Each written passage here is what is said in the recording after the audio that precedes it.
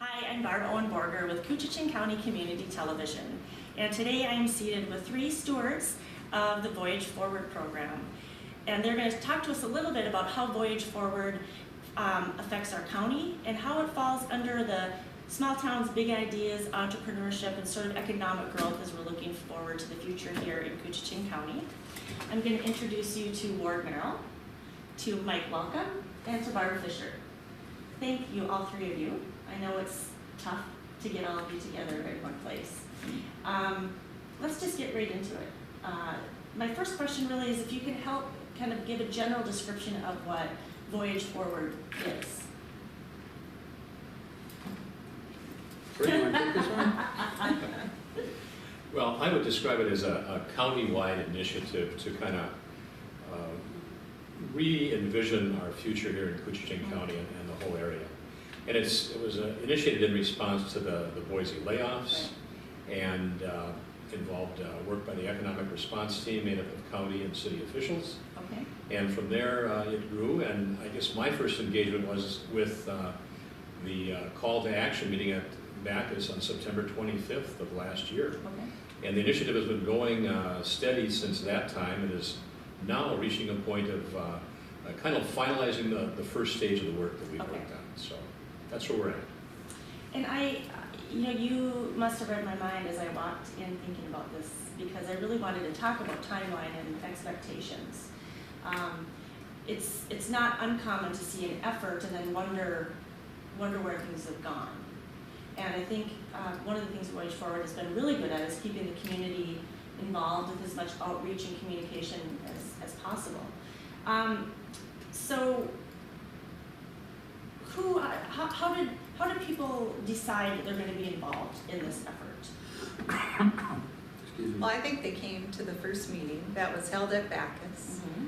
and we heard a presentation from Hermantown and from Bemidji on So, who were the presenters? I know them. Jim Benson Okay. from Bemidji, former BSU president, Okay. and he was involved with Bemidji Leads Okay. and shared what they did in Bemidji with us so that we could use their same formula.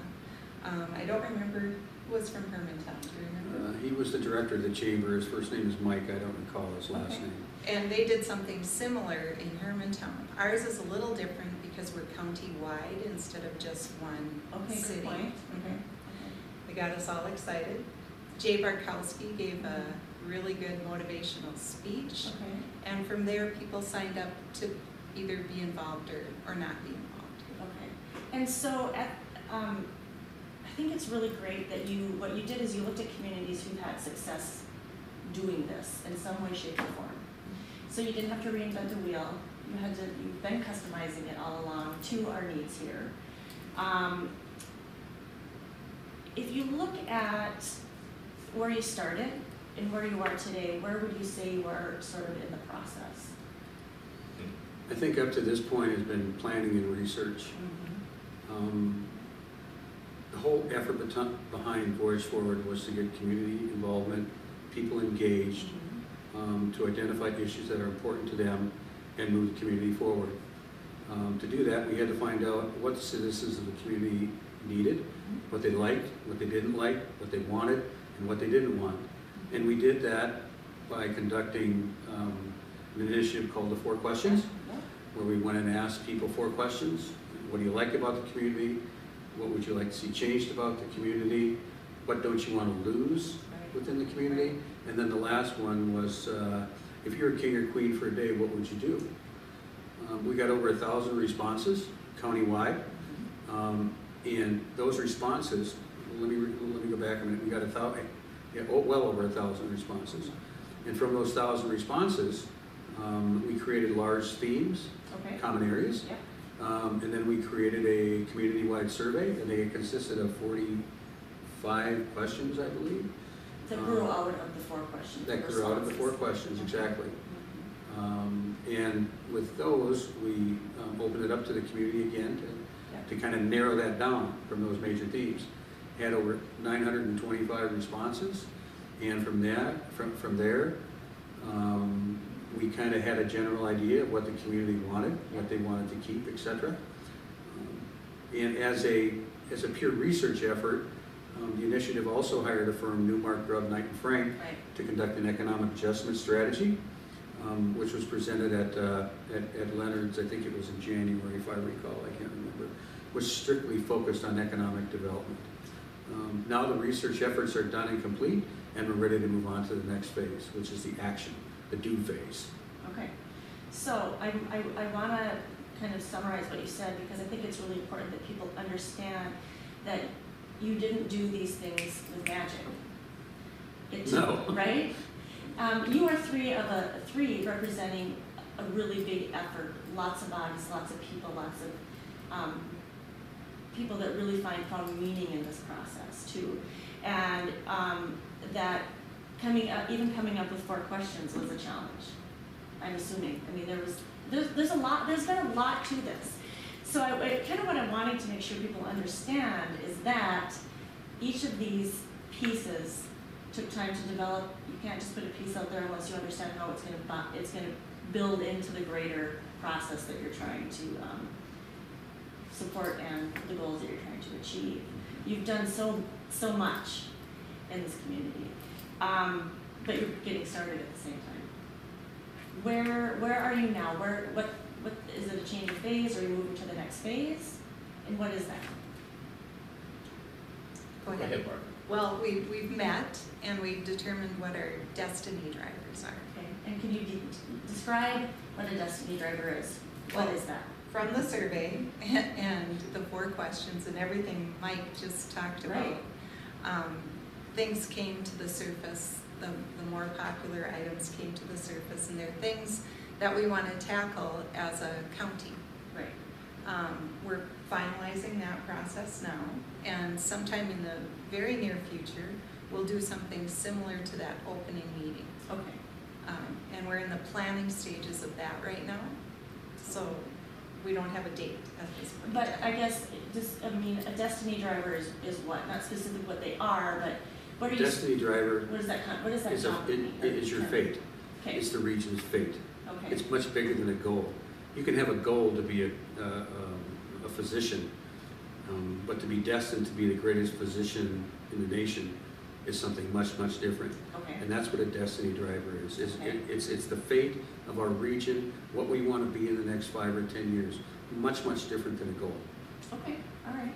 And they involve, I think, also both economic and community development, both.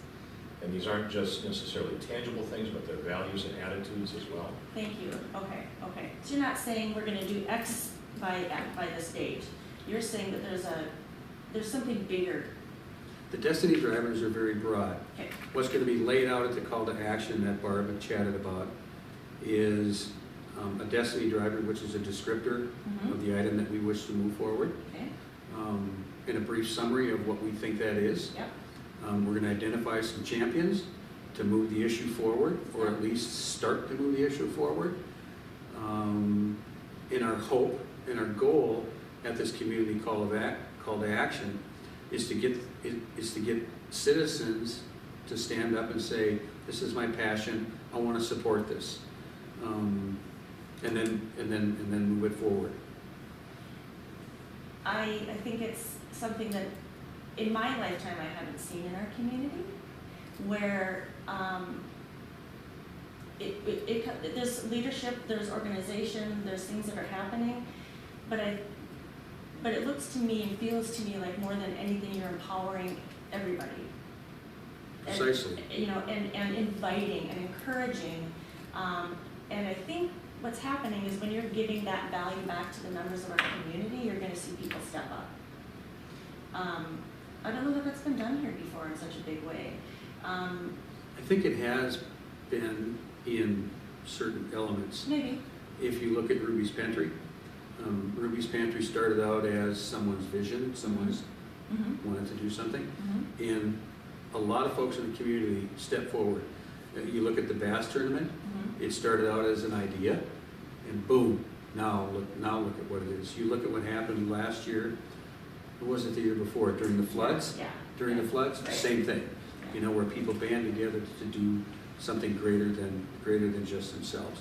And that's what this is. If we don't step up If the community doesn't step up and participate, and then it's going to be the standard old run-of-the-mill, same as it was yesterday, the day Sure. before, Sure. last year, 2 years ago. And, yeah, And I think our community is at a real tipping point here too, Barb. Crossroads. It is. Absolutely. You know, this is a chance to make a difference in the future, long term. And I think, you know, I always go back to Jay Barkowski's speech of that night and how inspiring that was and how meaningful that was too, about the need for this community to really pull together, put things aside that happened before, and really move ahead for the good of the whole area. And I think that's one of the key pieces here too. This has been a long and sustained effort already, involving dozens and dozens of people, dozens of meetings, literally thousands of hours of time as well has already been invested to get us this far. And really the bulk of the work lies ahead, so that's what's in front of us. And really what, I think what I meant by that too, wasn't that I haven't seen it before, but I haven't seen it in this scope. You might see it under one, you know, Ruby's Pantry, the Mass Tournament, of course, I mean, those things happen. But to see the broadness of the reach of how this can affect even more people in our community, invite more into that process. It's expansive, Yes. but if you break it down into the 10 destiny drivers that we have identified, that the people have identified, let me make that perfectly Yeah, clear, okay, the thank you people, for that. not us, the people. And you break those down into 10 separate projects, they're 10 separate bass tournaments, if you will, or they're 10 separate Ruby's Pantries, or they're 10, you know, people coming together. Yeah. So it's big because it's community, it's actually, or it's county-wide and beyond. You know, we're It including is, Fort absolutely, Francis, absolutely. Ash River, Catatoga, etc. But when you break it down into those little chunks, the light at the end of the tunnel doesn't look like a freight train. Right. Well, as long as we're talking about all the opportunities really for people to find their values and where to operate it within that broad, within the 10 destiny drivers, where can people get involved now? Are you always open to having people come into this process, or are you kind of waiting until there's the right time to hand out action? I mean, where is that at? Well, our next step is to get everyone together and get more people involved. So I think there's only one committee that's going to meet prior to our announcing the Destiny Drivers. Okay. And that committee is just planning that specific That event. event. Okay. We're just kind of on hold through Christmas. Of course. But we are looking for wide community and countywide participation in that event. Coming in, we anticipate perhaps January or early February. Late January, early February. Yeah, but it's critical that people come to that. It'll be, in a sense, a kickoff to the next stage of things, much like a year ago September was. So we need folks to come. Okay. A year ago, September, I think we had 165 people, We did, something like yeah. that. And quite frankly, we thought we knew where we wanted to go. We thought we knew we were on the right train, so to speak. Now, 15 or 16 months later, all of the grunt work has been done. You know, the test scores are in, the results are in. I mean, I'm an optimist. I'd like to see 300 people there. You know, because out of those 10 tasks, I'm sure that someone's going to find a passion, one of their passions. It's very exciting to me just to hear that, honestly. This is just a question out of nowhere right now because I have children that can do things. They're old enough. Did you have a place for kids to come into this conversation, or have there already been? We do. Okay. We do. Through a separate but related initiative, we started a youth engagement process where we're working with the 3 school districts within the county. Okay. And they have agreed to engage their student bodies I'm thrilled to hear that. and ask 5 or so questions to find out how they feel, how they see our community in the next 5 or 10 years. Because I think the 4 of us sitting here would agree that the future of this county depends on our young people. Absolutely. And I'm not just talking about the high schoolers, I'm talking about, you know, the 15 to 50-year-olds. Yeah. Not Yeah. just the high school, that's for sure. And not just us, you know, not Right. just Ward with his gray hair. I hope they can't see mine from this far away. Mine's colored. This is why this is great, because this is a group of real people, and you guys are all leaders, but you're not. You lead next to each other, and I think that is. We're a disorganized band of pirates that have a common vision. Aren't we all? And that's exactly what we are. And most of the people, all of the people that are involved in this effort are just your everyday John and Jane Does. You know, they want to see change. They want to see this region succeed, thrive. And they believe that it can happen. They don't just want it, but they believe absolutely it can believe that happen. it can happen. This is really fun to share. We might have to have this program on repeat, because the more people that we can get into this conversation to help understand, while you've got 10,000 opinions, you've got 10 destiny drivers where if this isn't where they want to be, they can come over here that sits right with their values, triggers whatever that is for them to engage in action. And good leaders at every level usually bring people with them, and that's what makes things happen. I would encourage the viewers to go to voyageforward.org. Yeah. There's about 1,000 pages worth of easy reading. All of the answers, all of the questions, all of the answers, all of the raw data is there on the website to look at. Yeah, there's everything. It's been wide open. Everything is public.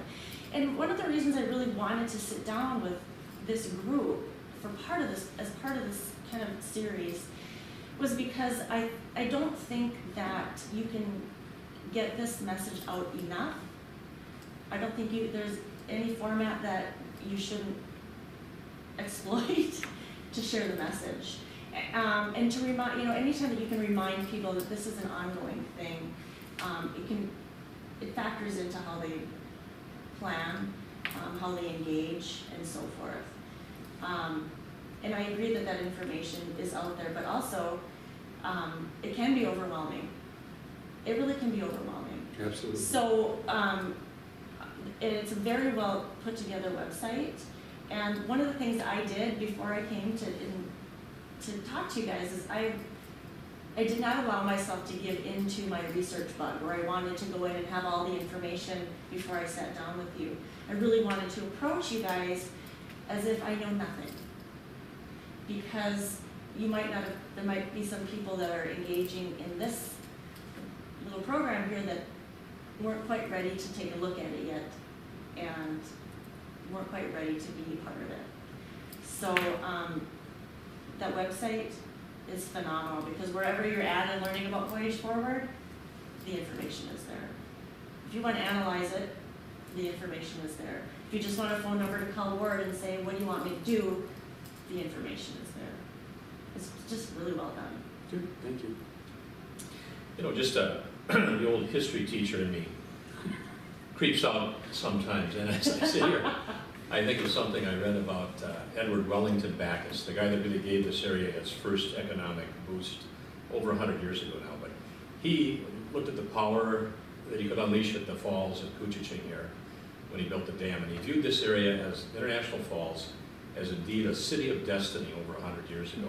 And that quote comes back to me off and on during this Voyage Forward process as well. I think our destiny is still ahead of us. That we can create great things here if we put our shoulders to the wheel and we engage the community all across the county. International Falls can become a city of destiny again. Yeah. I absolutely agree. That was kind of beautiful. I don't really know where to go from there. I thought so too. I'll just do a blessing. Well, and as someone who is a history buff, but the old history teacher in you, I don't see that as old, but the history teacher, that passion for history, is you said 100 years ago, and when you think about it, our history is very recent. It is. Very, very, very recent. And we don't have to go back very far to find inspiration. As someone who did grow up here, I think about just how the landscape has changed. And when I think about what that must have been like 100 years ago, they didn't have the tools we have now. They didn't have the ability to communicate the way we have now. Things were done by hand, the tools are here. International Falls doesn't exist in some faraway place anymore. The tools are here. And it's really up to those of you here and the rest of your group, your pirates. Band of pirates. Band of pirates. You are creating, you're inspiring the rest of us to pick up the tools, and so that 100 years from now we're looking back, saying, remember way back when they had to use a cell phone? I mean, stuff happens quickly, and it's very empowering to think about that. It's only been 100 years. Only been 100 years. People just have to get off the couch and participate. Yep. They I absolutely agree. do. They can't watch the world go by. Well, We're all busy. we are all, well, Everybody is busy. yeah, I'm not. But you have to, but you really have to look at the alternative. Yeah, what do you want? So what's the alternative? Yeah. You know, we can either do something or do nothing. Mm-hmm. We've been doing nothing, I think, for quite some time. Yeah, this is a moment in time that is a make or break moment. You know, the layoffs of the 265 people kind of was a wake-up call. We waited too long. Some would say we waited too long. I think there was effort, but until something catastrophic happens, people But if don't. we have a chance to change history, Yeah, I think that's pretty cool. or determine it. Well, change history, yeah. I guess you wouldn't be changed, if we have a chance to affect the future. Or create it as best we can. Right. Yeah, yeah. This is where I always say to people, because I do it too, why doesn't somebody, as soon as you say that, zip your lips. Change the words to, maybe I should become a part of, what can I do to whatever was gonna come next? It's shifting in mindset. We Yep. got really comfortable. And changes can be very uncomfortable for people. And you can either be comfortable and miserable, or a little bit uncomfortable and inspired to move forward. This is Younger people expect change. yeah. They want change, and I think that they thrive for change. Older folks that are may be set in their ways find change more difficult. But one thing is sure, you're not going to stop change. It's not going to happen. Right. All you can do is be prepared for it. And I think that is what this effort is trying to do. Anything else you want to add? Well, in the very beginning, when we went and asked the 4 questions, we told people we wanted Coochin County to be a place where people want to work, raise their families, and live. And that's all we're asking the rest of the community members to do, is to help us create that environment. Maybe this program falls more under the Thriving North category of where we're going with KCCTV. I'm not sure. But what you said is the foundation of all of it. I want to live here. This is where I want to raise my kids. Sure. But I don't want to struggle financially. I mean, we all have what we need, right? This is home. This is where I have meeting. I love coming back to a small community where you can really be one person and change things. Larger communities, that's so difficult. But when you can be one person and come here and know and see the effect that you're having, not only is it an empowering thing for me as an adult, but to be able to tell my kids that so that next generation continues this effort. That's a community asset or a piece of the culture that people maybe don't see. So I appreciate you talking really about the quality of life that we're talking about here, and the choice to live here, and to choose to make that a better experience. Really, that. The changes that happened in Bemidji and Hermantown, because of the same process that we're going through, we followed, and Yep. this is not new, we're following in their, Right. they were trailblazers, if Yep. you will, was phenomenal. You look at, I don't know the last time you were in Bemidji, but you look at how it was 10 years ago, or 12 years ago, and then look at it now. It's pretty phenomenal. And it's not because of one person, it wasn't because of the city government, county government, it was because of the people as a whole. And that's the same thing in Hermantown, exactly the same thing in Hermantown, where they're getting a new school because of the initiative, and they're getting a wellness center. They partnered with Essentia Health to get a wellness center, a huge wellness center.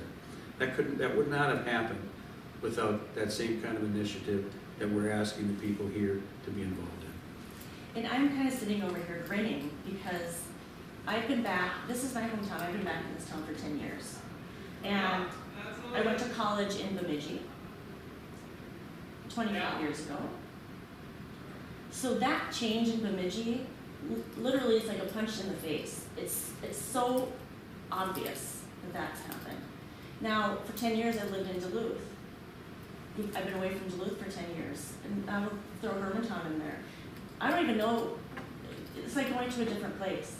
The economic boom that's happening there is incredible. And in places like Hermantown. And another community that I look at is Grand Rapids. There's something happening in this community. So it's something that I've been paying attention to for quite a long time. But it didn't happen overnight. I mean, I can say 10 years I've been out of Duluth and a lot, and it just continues to change. I can say 25 years I've been out of Bemidji, and so much has changed.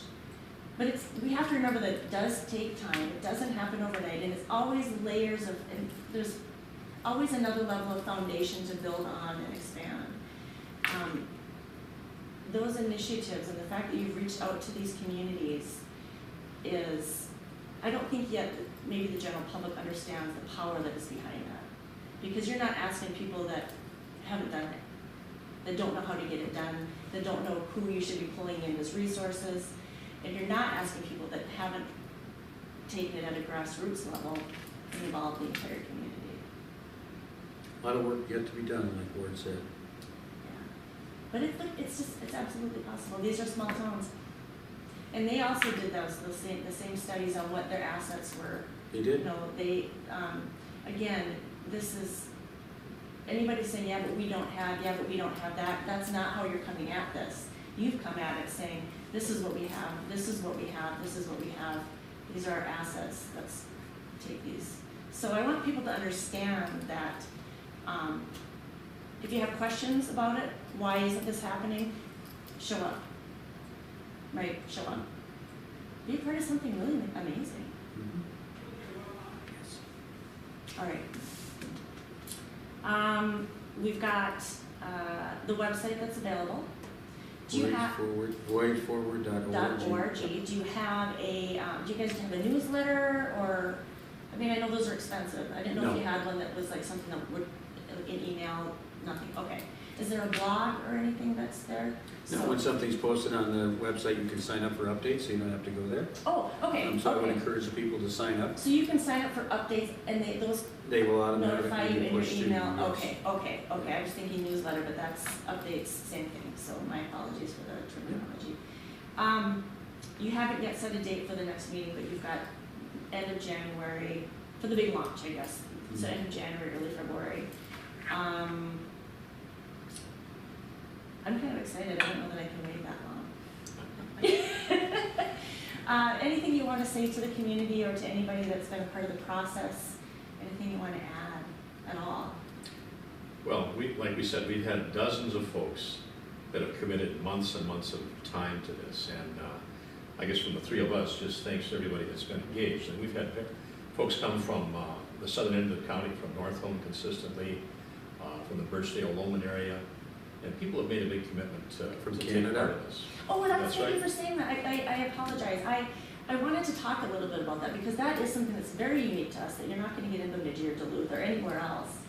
Can you talk a little bit about that, our international, that piece to what's happening with, how is that working? I think one piece that came out of the economic adjustment strategy was our market reach is not just International Falls South. Right. It is International Falls North, South, East, and West. And if you look at that, we're a population just on the border, I'm talking about probably 8,000 people maybe, something like that, on our side of the border. But if you look at the market reach, it's about 3 times that. Mm-hmm. So why not market the region as 30,000 people with all of those things to do on both sides of the border as opposed to just us? Because what benefits us benefits our neighbors across the river, and vice versa. What benefits our Canadian neighbors also benefits us. Do you feel, and maybe this isn't, well, I could just see that, well, we're already losing people across the border when tourists come. And I mean, I know what my response to that would be. They wouldn't be coming at all, right? So I would also, I mean, are you looking at how to capture more coming and going both ways, economically?